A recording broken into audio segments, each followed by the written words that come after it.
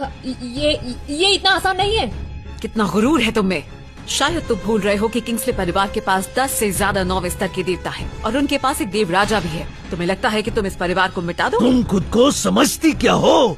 तुम मेरे परिवार को बर्बाद करना चाहती हो। एक मौका देती हूँ, किसी को बुलाना हो तो बुला लो। बुलाओ उन्हें। या तो वो यहाँ आए या फिर मैं उनके पास जाऊंगी। तुम मेरे परिवार को चुनौती दे रही हो? हमारे पूर्वज तुम्हारे टुकड़े टुकड़े कर देंगे। चुप रहो।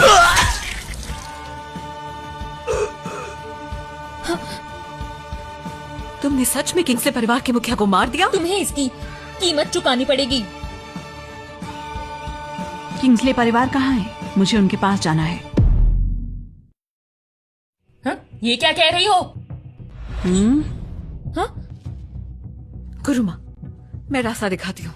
पश्चिम की तरफ किंग्सले परिवार देवलोक पर राज करता है। वो जगह 5 दिव्य क्षेत्रों में से एक है।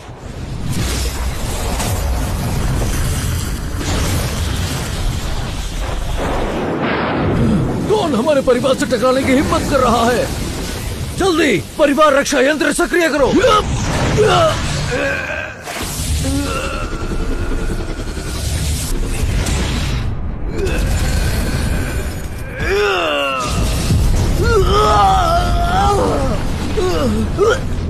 जल्दी पूर्वजों को तपस्या से जगाओ। ये कैसी तलवार शक्ति है पिताजी? वो व्यक्ति कौन है पता नहीं, लेकिन लगता है किंग्सले परिवार मुसीबत में है। ये तलवार शक्ति आकाश को चीर सकती है। इसे चलाने वाला देव राजा स्तर का योद्धा होगा। मास्टर, यहीं रुको और कुल की रक्षा करो।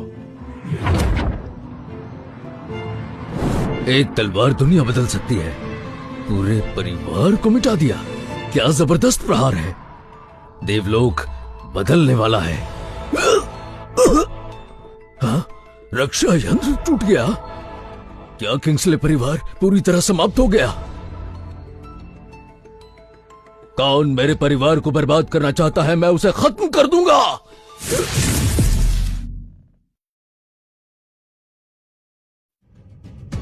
उस तलवार ने पूरा खानदान मिटा दिया। किंग्सले परिवार अब खत्म हो गया। एक अभी भी जिंदा है। कौन? मेरे किंग्सले परिवार को किसने तबाह किया? सामने आओ। किंग्सले परिवार के पूर्वज अभी जिंदा है। पूर्वज ओसविन एक महान देव राजा है जो बहुत ऊंचा दर्जा रखते हैं। लगता है अंजाम अभी तय नहीं हुआ। क्या इन सबको तुमने ही मारा है? जी हाँ। किंग्सले परिवार की तुमसे कोई दुश्मनी नहीं थी, फिर भी ये सब क्यों किया? क्योंकि उन्होंने मेरे शिष्य को मारने की कोशिश की थी। ओसविन हमारे पूर्वज हैं, तुम उनके सामने कुछ भी नहीं हो। सिर्फ इस मामूली इंसान के लिए तुमने पूरा किंग्सले परिवार मिटा दिया। मामूली इंसान? आखिर तुम्हें इतना गुरूर किस बात का है? तुम्हारे लिए अपनों की जिंदगियां मायने रखती हैं, पर इन इंसानों की नहीं। देवता प्राकृतिक रूप से इंसानों से ऊंचे होते हैं। ये इंसान तो बस एक दूसरे से लड़ने के लायक हैं, ताकि अमर लोगों का मनोरंजन हो। ये इंसान हमेशा से दास रहे हैं। यकीन नहीं होता कि तुम्हारी सोच इतनी छोटी है। बिल्कुल सही। बच्चे, मेरा परिवार तुम्हारे कारण तबाह हुआ। अपने परिवार की आत्माओं को शांत करने के लिए मैं तुम्हें राख कर दूंगा। मुझे तुम्हारी क्षमता पर शक है। और मुझे भी। अब आ गए।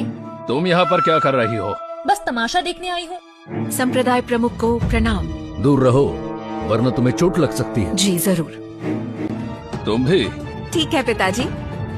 सच में मुझे यकीन नहीं होता तुम अब भी जिंदा हो। हाँ, मैं जिंदा हूँ और तुम्हारे सामने खड़ा हूँ। जब तक मैं तुम सबको मौत के घाट नहीं उतार देता, तब तक मुझे कुछ भी नहीं होगा। तुम देखते रहना। जैक, तुम अपने मामा से ऐसे बात करोगे? अपनी जुबान से मेरा नाम मत लो। तुम्हारी वजह से देवदंड अधिकारियों ने मेरी माँ को सजा दी। तुम्हारी माँ जो है वो एक देवी थी, फिर भी वो एक मामूली इंसान के पास गई, जिससे उसे तुम जैसा मामूली बच्चा पैदा हुआ, और इससे हमारे मॉर्गन वंश पर दाग लग गया। मेरी माँ का अपमान मत करो, वरना क्या ही कर लोगे तुम? बताओ जरा। लुसियन, तुम कहाँ इस मामूली आदमी के मुंह लग रहे हो? मैं भी यही सोच रहा हूँ। इसे ऐसे छोड़ देना हम सब पर भारी पड़ सकता है। लुसियन, खून रिश्तों से बड़ा होता है। क्या तुम सच में इसे मार पाओगे? ये तुच्छ इंसान मेरे वंश के लायक नहीं है। मुझे तो सोच कर ही घिना रही है। इसकी रगों में नौरा का खून दौड़ रहा है। पिताजी जल्दी करो, उसे मार दो। निश्चिंत रहो, आज इसकी मौत तय है।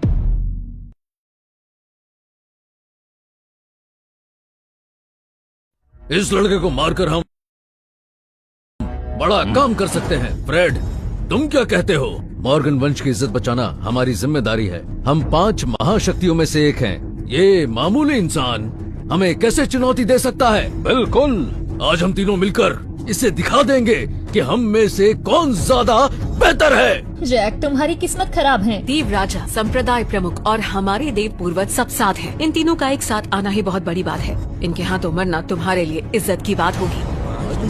5 में से 3 महाशक्तियाँ दिव्य क्षेत्र से हैं और हम पर हमला कर रही हैं। मौत नजदीक है। अब हम मरने वाले हैं। गुरुमा, आप चले जाइए यहाँ से। बिल्कुल नहीं। गुरुमा, तुम्हारी बातें खत्म हो गईं क्या? अगर हाँ, तो अब तुम्हारी मौत का वक्त आ गया है। माना कि तुम में शक्ति है, पर आज हम 3 साथ हैं। आज तुम्हारा आखिरी दिन होगा। अच्छा, तुम्हें शर्म नहीं आई? एक देवी होते हुए भी तुमने इंसानों को अपना शिष्य बनाया। मैं तुम्हें एक मौका दे रहा हूँ। उन इंसानों के साथ साथ जैक को हमारे हवाले करो। हम तुम्हें जिंदा छोड़ देंगे। मुझे जिंदा छोड़ दोगे? हम तुम्हें चेतावनी दे चुके हैं। अब आगे क्या करना है ये तुम्हारी मर्जी है। आज इन इंसानों का नाम मिटा दिया जाएगा। देवताओं के सम्मान के साथ समझौता नहीं किया जा सकता। और अगर मैं साथ ना दूं तो? तो फिर जो होगा उसकी जिम्मेदार तुम खुद होगी। मत भूलना कि हम तीनों देवलोक का प्रतिनिधित्व करते हैं। हमारा विरोध करना मतलब देवताओं से टकराना होगा। तो ऐसी बात है? बहुत बड़ी बात बोल दी तुमने। सच ही तो बताया है। समझदारी से काम लो।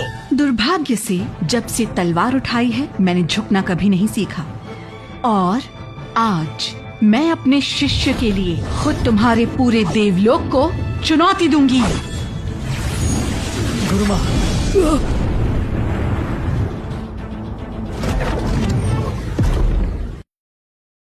पहले जो है इसे सबक सिखाओ। तलवार लाओ।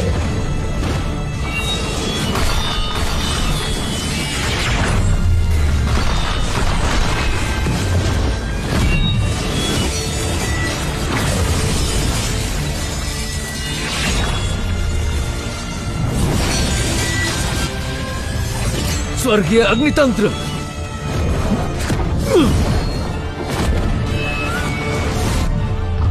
हजारों तलवारों की वापसी। सावधान गुरुमा। ये तो मेरे लिए बच्चों का खेल है।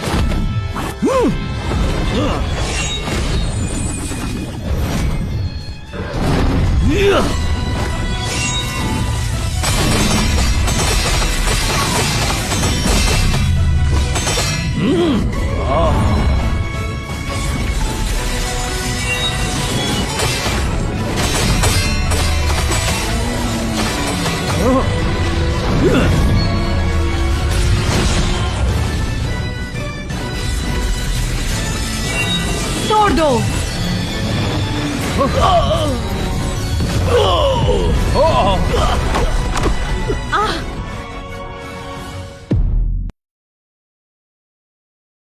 पिताजी, पिताजी। प्रमुख जी, कैसी शक्ति है?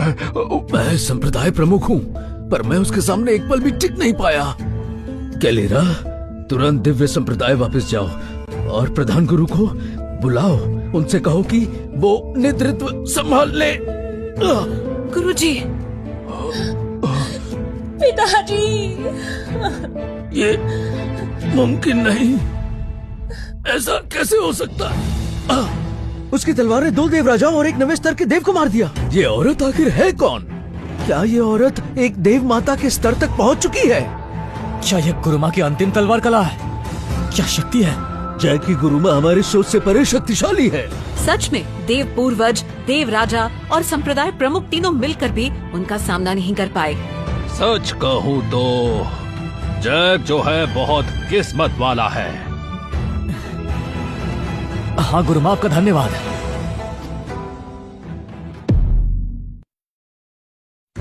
मैं बस एक भटकी हुई आत्मा हूँ।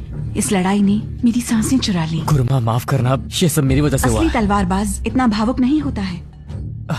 आप फिक्र मत करो, मैं कठोर अभ्यास करूंगा और आपको निराश नहीं करूंगा।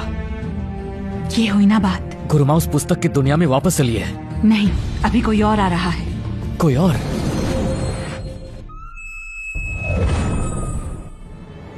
तुम? मुझे बिल्कुल अंदाजा नहीं था कि पृथ्वी लोक का एक मामूली इंसान यहाँ आकर इतना बड़ा हंगामा करेगा। अगर मुझे पहले पता होता ना तो तुम्हें मार देता। और वैन, तुम मेरी माँ को कहाँ ले गए? तुम्हारी माँ वो हमारे लोक में कैद है। रोज उस पर रूह तोड़ देने वाली बिजलियाँ चलती है। रूह तोड़ने वाली बिजली? ये तो देव नियम तोड़ने की सजा मिली है। ये कैसा नियम है? मेरे माँ बाप की शादी में भी तुम दखल दोगे? एक दिन मैं आसमान को चीर दूंगा और तुम्हारे बनाए खोखले नियमों को तोड़ दूंगा।